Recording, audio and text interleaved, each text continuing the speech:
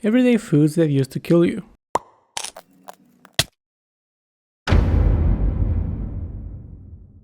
Hey, welcome to 1858. You're in England. The sky looks like chimney soup, everyone's coughing, nobody's bathing, and the air smells like wet coal and child labor. The Industrial Revolution is in full swing. Everything's louder, filthier, and somehow flammable. But at least there's candy. Sweet Victorian peppermint. Except this batch? Yeah, it's basically made with death dust. In the lovely town of Bradford, a guy named Mr. Humbug, which is quite ironic, is selling peppermint candies.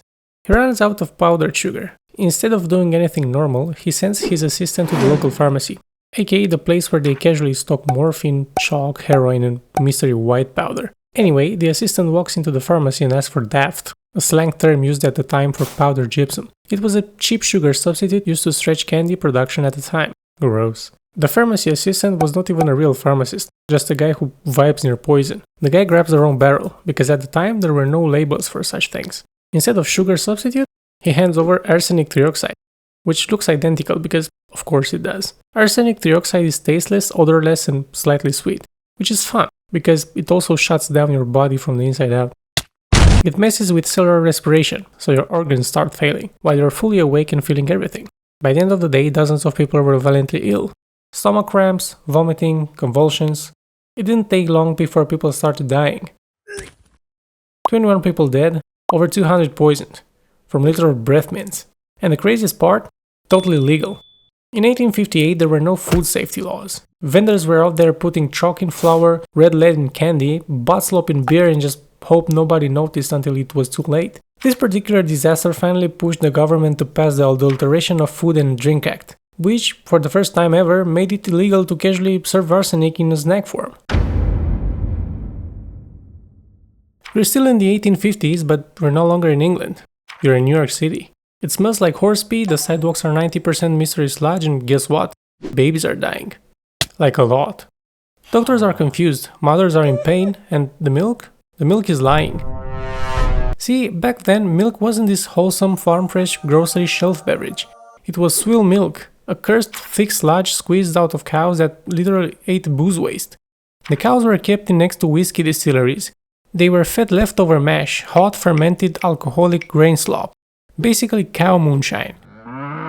Some of them were too weak to stand, some didn't even have teeth anymore, but they were still milked. And the milk? The milk was thick, bluish, and disgusting. So the producers decided to fix it. You think they would move their cows away and give them better food, right? Of course not. It's the 1850s. They fixed it by adding chalk to make it look whiter, plaster dust to make it thicker, and molasses for that sweet, definitely won't kill you flavor. That's not milk, that's drywall mix. They bottled it and they shipped it off to cities' poorest neighborhoods. Because of course they did. And if it wasn't already bad enough, most of it went to infants. And what happens when you feed chemically enhanced bacteria-ridden milk to newborns? They die. A lot. Symptoms? Diarrhea, fever, vomiting, dehydration. Some of them literally wasted in a few days. It was called milk sickness, and nobody knew what was causing it. Until a few angry journalists went on full detective mode, and found out cows living in their own feces, covered in sores, being milled next to piles of literal trash. By the end of it all, it's estimated that thousands of children died from swill milk-related illnesses. But guess what? The milk industry still went on the record trying to defend themselves. Eventually, the public went feral. After numerous protests and newspaper exposés, the government stepped in. Hey. They started regulating dairies. Milk inspectors became a thing. And years later, pasteurization finally made milk safe to drink. But not before thousands of children died because some guy wanted to save money by adding literal building materials to the baby formula. So next time you pour milk in your cereal, take a second to thank Louis Pasteur. Welcome to the 18th century. We're in Germany now. A magical place full of powdered wigs, beer and meat stuffed into animal guts. Raw, salty, greasy, hanging in the sun. What could go wrong? Well, everything. People were buying meat from sketchy carts, and as you already know the drill, people are dying. It wasn't the food poisoning that killed people. It was more of a nerve system collapse, full body shutdown, my lungs just quit type of death. All from one bite of bratwurst. Yikes. Doctors had no idea what was happening. They just called it Wurstvergift. You know what? Forget it. It literally means sausage poisoning. I guess Germans really have a way with words. Even the Latin nerds got involved and thought, Let's name this after the sausage itself. And thus, botulism was born, from botulus, meaning sausage in Latin. This is a disease named after meat. That's how bad it was. But let's be real, this wasn't just bad meat. It was a bioweapon in a meat sock.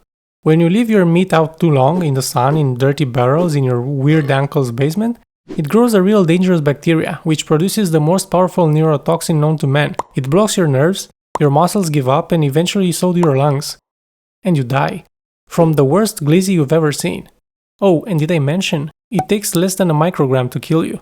That's like one sprinkle, and boom, you're gone. Botulinum toxin is still around today. It's in canned goods, homemade fermented foods, and garlic oil left on the counter. If you don't store the food right, it can still grow, still kill. And the best part? We also use it in your face now. Because scientists look at the deadliest toxin ever and thought they should turn it into Botox, for wrinkles. Because vanity wins, I guess. So, we're in ancient Rome, a civilization with roads, aqueducts, and gladiators. And the brilliant idea of adding lead to everything that touched their mouths. Because for all their brilliance and power, Romans made one critical mistake that may have literally cooked their own goose. They fell in love with lead. They used to bake it into their food, drank it daily, and were obsessed with rubbing it on their faces. The lead was Roman coconut oil. It was everywhere. They'd boil wine down into syrup called sapa, a boiled grape juice reduced into a thick, sweet syrup. It made the wine smoother, richer, and also 10 times more neurotoxic. It was boiled in pots made of pure lead. Yep, their artificial sweetener was industrial-grade brain rot. Imagine a ruling class where everyone's sipping wine and forgetting how doors work. That was Rome. Roman elites, especially the upper political class, were slamming leaded wine daily, sometimes liter per person per meal. One ancient recipe book includes over 100 variations of wine mixed with sapa.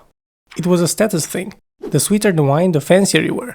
And it wasn't just wine. They stored milk in lead jugs, they drank water from lead pipes, and they even used lead to make face cream, cooking tools, and medicine. So what happens when you consume lead with literally every meal? Well, headaches, vomiting, infertility, kidney failure, and slow, creeping madness. Historians now believe that lead poisoning was a major contributor to the fall of Rome.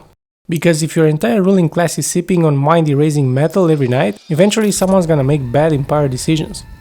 Even Pliny the Elder wrote that lead could cause madness and weakness. They just ignored it, because everyone loved the taste. They said it made wine smoother and richer. You know what else it made smoother? Your brain. Alright, imagine this. You wake up in medieval Europe. You're a peasant and you sleep next to a goat named Reginald. You have no teeth and even your wife hates you. You haven't had meat in weeks and you're starving. Again. But good news! It's bread day. It's rye bread, your only option. It looks kinda weird, purplish, streaks, some crusty bits, smells a little spicy, but you eat it anyway, because you're poor. And 5 hours later, your hands are shaking and you're screaming at the sky because you think it just winked at you. Congratulations, you've just got ergot poisoning. Ergot is a fungus that grows on rye and other grains, especially when it's warm, damp, and nobody's heard of food inspection. It produces alkaloids, similar to LSD. Yes, that LSD. But with fewer rainbows and more seizures, skin rot and screaming at trees. But ergot isn't some fun psychedelic. You get cold. You feel like bugs are crawling under your skin. You see fire, snakes, and people melting, and your legs rot. And then you die. They even had names for it. Holy Fire or Saint Anthony's Fire. Because your skin literally burned, blistered, and peeled off while you begged for mercy. And it wasn't rare. Whole villages were hit. People thought they were possessed. Some historians believe that the Salem witch trials were sparked by ergot-contaminated rye harvest. The worst part? It affected the poor the most. Rich folk could afford wheat or imported grains, but peasants? All they had was sketchy, damp rye that basically came preloaded with doom. Imagine dying because your toast was moodier than usual. And this went for centuries. It was so bad that medieval art even shows people with missing arms, black feet, and priests trying to exorcise them with buckets of holy water. Next time your toast is a little stale, be glad it's not whispering demonic messages or turning your toes into charred twigs. If you got to this point in the video, I want to thank you so much for watching. If you want to see a video about a specific topic, leave it down in the comments. This was my first video, so if you liked it, don't forget to subscribe so you don't miss any future videos.